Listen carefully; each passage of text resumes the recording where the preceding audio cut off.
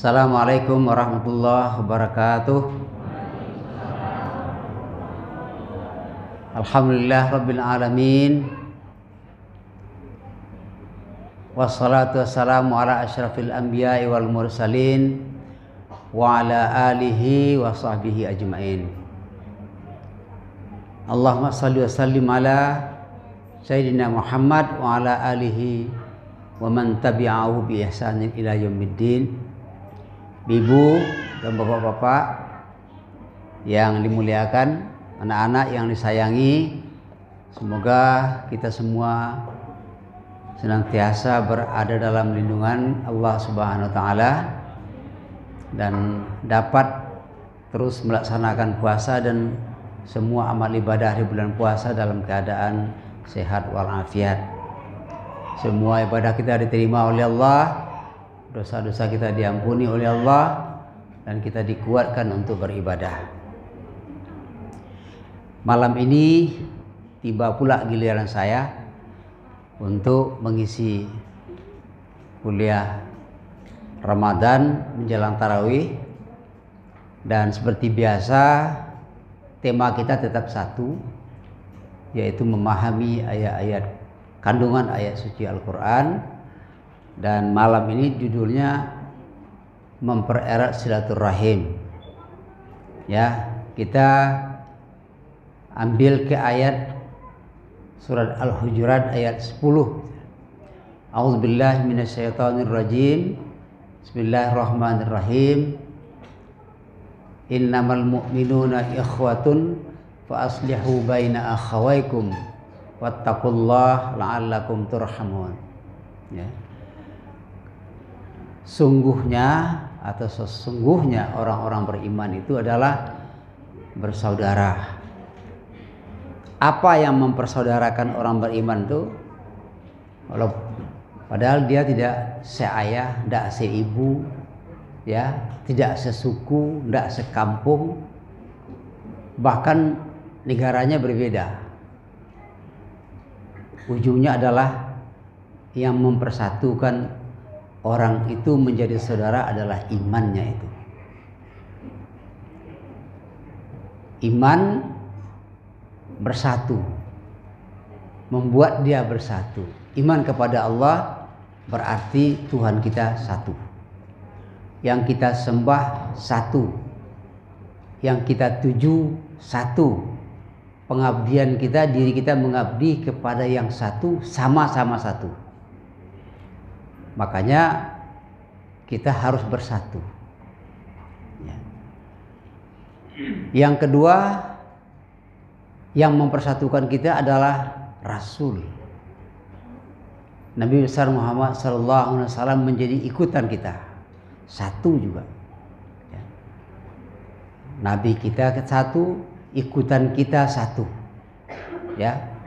Kemudian Nabi membawa wahyu Allah yang terhimpun dalam kitab suci Al-Quran satu juga. Jadi menyatukan kita.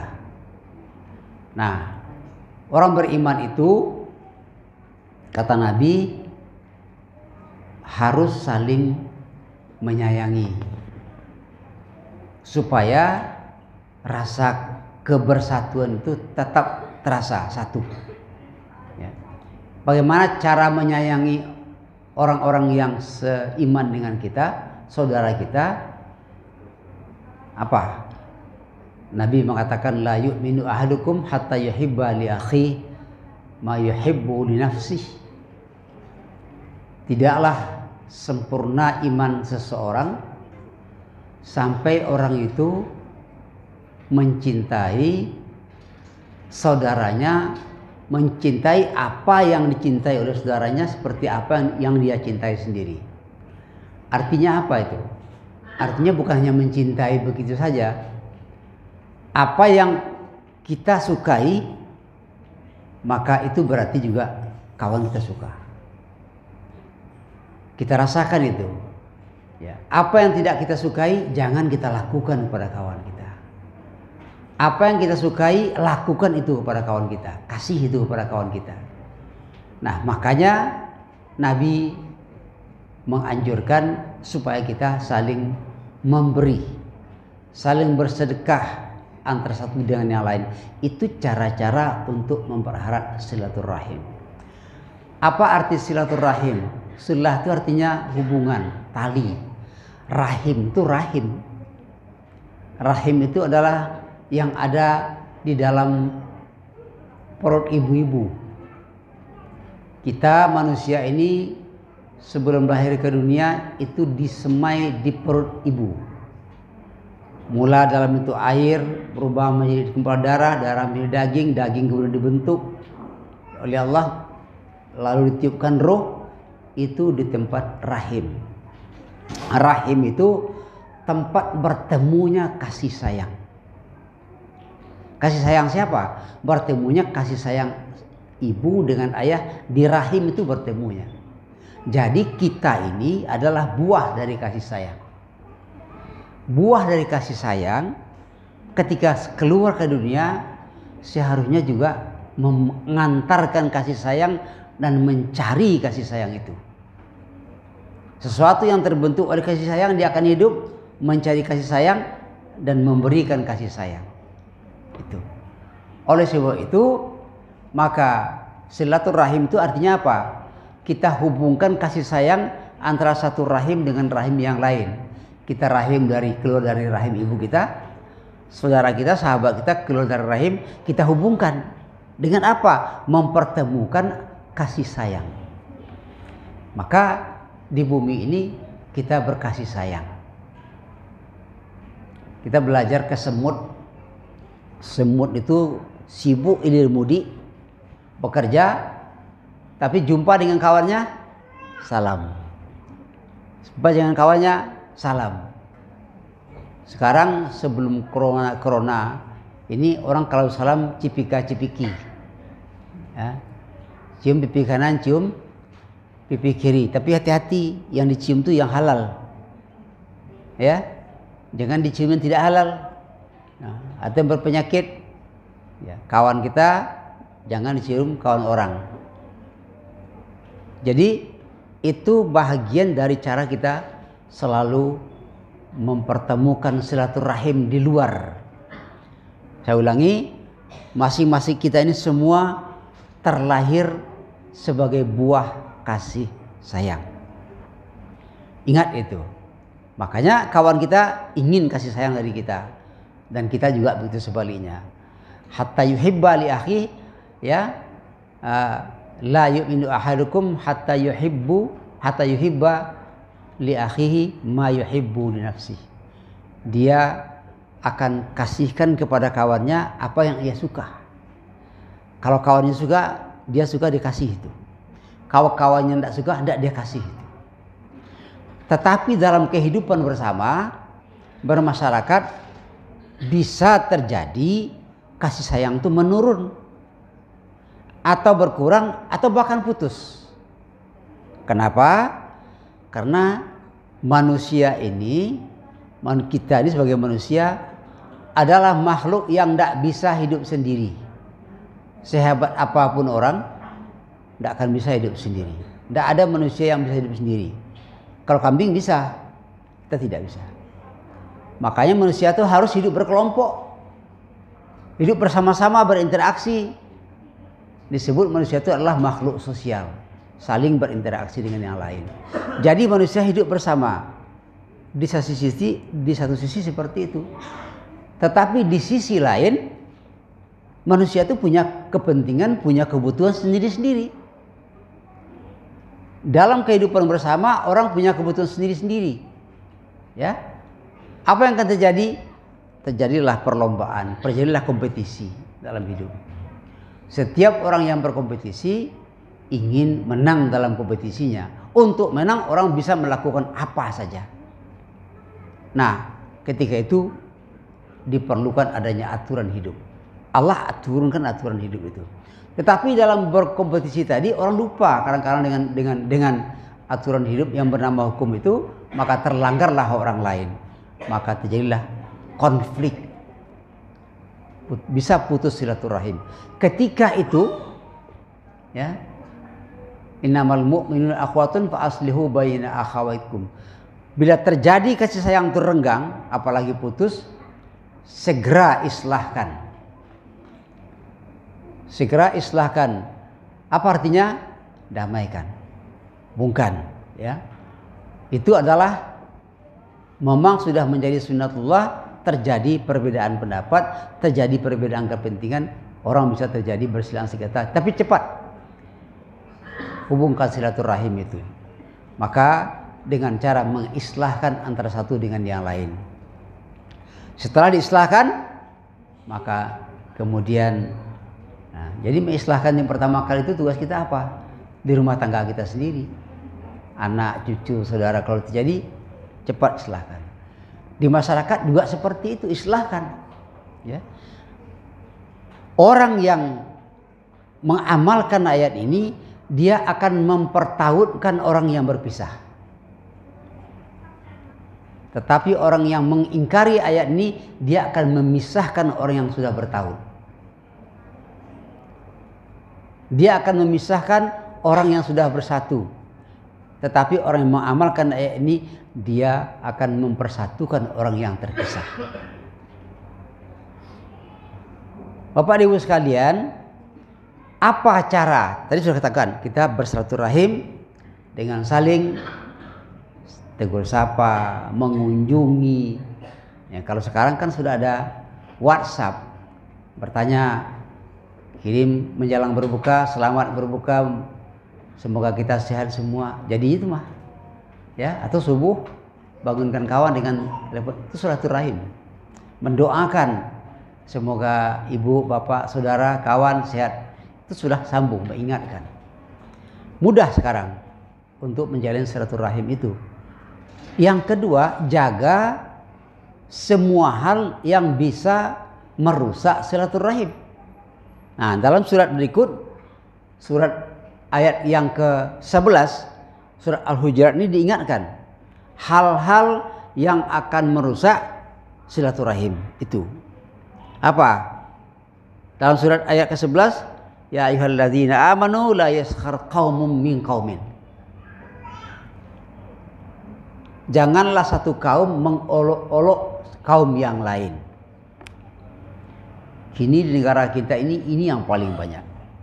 Saling mengejek, saling mengolok-olok, saling merendahkan antara satu dengan yang lain. Allah mengingatkan apa? Asa an yakunu khairan minhum. Boleh jadi yang mengolok-olok itu lebih baik, apa? Yang diolok-olok itu lebih baik dari yang mengolok-olok. Kenapa? Allah yang tahu. Jadi dia mudah-mudahnya mengecek orang sase. Tidak sebentar orang-orang bid'ah, tidak sebentar orang kafir, orang munafik. Itu Nabi mengatakan dalam sebuah hadisnya, la yarmi rajulun rajulan bil kufri wala bil fusuq illar tadda ilai illam yakun sahibu kadzalik. Jangan biasa menuduh orang fasik, menuduh orang kufur, ya, menuduh orang berbuat bid'ah segala macam. Tidak sebentar, asa ayyakunu khairan minhum, boleh jadi yang diolok itu lebih baik. Allah mengatakan bisa jadi tuduhan-tuduhan yang dituduh kepada orang lain itu kembali kepada yang menuduh apabila yang dituduh itu tidak seperti itu. Allah yang tahu. Inna rabbaka huwa a'lamu biman dhalla an sabilihi wa huwa a'lamu bil muhtadin. Allah yang tahu siapa yang sesat, siapa yang dapat petunjuk. Jangan mentang-mentang masuk pengajian sebentar orang sudah kafir semua. Sombong namanya. La yaskhar qaumun minkum wala nisa'an min nisa'in asa ayyakunna khairum minhunna. Di sini dikhususkan lagi. Dan janganlah juga wanita mengolok-olok wanita yang lain. Ini khusus. Ibu, bapak sekalian harus ingat. Dalam Al-Quran ini wanita disebut secara khusus. Artinya apa tuh? Mohon maaf, yang paling banyak, yang paling suka terlibat mengolok-olokkan orang itu adalah perempuan. Bahkan suaminya sendiri sering dia rendahkan pada orang lain. Ini hati-hati nih, ya ibu-ibu atau anak-anak yang sudah punya suami, hati-hati. Waktu Nabi Isra Mi'raj ditontonkan oleh Allah para nabi, ternyata isi neraka itu banyak perempuan. Banyak perempuan. Disampaikan oleh Nabi, para sahabat, kemudian sahabat bertanya, kenapa kok banyak perempuan ya Rasulullah? Yang artinya perempuan. Apa sebab kami? Karena Nabi mengatakan karena dia tidak bersyukur kepada suaminya. Apa maksud tidak bersyukur? 10 tahun suaminya berbuat baik kepadanya, sekali suaminya salah, hilang semua kebaikan suaminya. Ini calon perempuan wanita yang akan masuk neraka. Hati-hati. Dalam ayat ini diingatkan, wala nisa'an nisa'in. Janganlah seorang perempuan mengolok wanita lain karena suka mengolok-olok itu. Nah, ini gunanya kita sering datang ke masjid biar ada yang mendengar pengajian itu. Jadi biar kita saling mengingatkan. Khusus ya. Jadi khas itu perempuan. Kemudian wala talmizu anfusakum. Jangan kamu menghinakan dirimu sendiri. Apa ada orang menghinakan dirinya? Ada. Cara apa? Hina orang kan balas hina kita. Pasti orang balas. Itu menghina namanya. Orang dihina, anak saya segala macam, kau anak sia. Sabui, ya. Ada dulu di kampung itu orangnya bersaudara mah dan sepupu. Jadi bapaknya itu bekerja sebagai tukang jual kue. Bapak sepupunya, bapaknya sopir. Nah, dihinanya saudaranya, dibaliknya pula boleh seperti itu. Jadi jangan menghina orang, wala talmizu anfusakum. Itu semua akan menyebabkan silaturahim itu putus, renggang. Kalau mau silaturahim kuat, lakukan apa yang akan memperkuat silaturahim. Saling memberi, saling tegur sapa. Nah, salah satunya bermusafahah. Salam-salaman itu adalah silaturahim. Kita kan biasa bersalaman sehabis salat. Nah, sekarang banyak pula orang udah ada lagi yang mengatakan itu bid'ah. Ya. Para Nabi mengatakan tasafahu tahabbu. Biasakanlah bersalaman, kalian akan saling mencintai. Nah, kawan kita yang mengatakan bid'ah itu kenapa kok sesudah salat saja silaturahim? Dia dibid'ahkan bukan salamnya, tapi dibid'ahkannya karena sudah salat dianggap rangkaian dari salat. Tidak ada hubungan dengan salat lagi. Salat sudah selesai. Ya. Jadi jangan biasa mengolok-olok seperti itu. Nah, tasafahu tahabu. Biasakan bersalaman. Kita salaman sehabis salat itu nggak ada hubungan dengan salat. Salat selesai. Tidak bersalam juga nggak apa-apa.